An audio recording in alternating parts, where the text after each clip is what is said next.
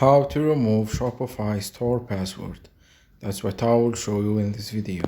But before we begin, make sure to subscribe to the channel and ring the bell to get notified whenever a new video is uploaded. With that said, let's get started.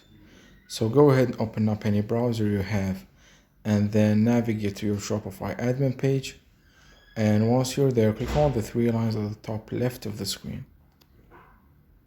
From the Sales Channels section, click on your store and then click on Preferences.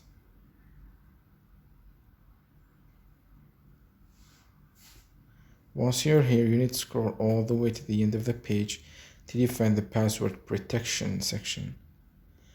And as you can see, there's a note right here that says to remove your password, you need to pick Plan, meaning even if I deleted this password right here and clicked on the save button at the top right of the screen, it will not save the changes, because in order to do that you need to purchase a paid plan, and unfortunately this is the only way to do so as of right now, and there's no free option to do it.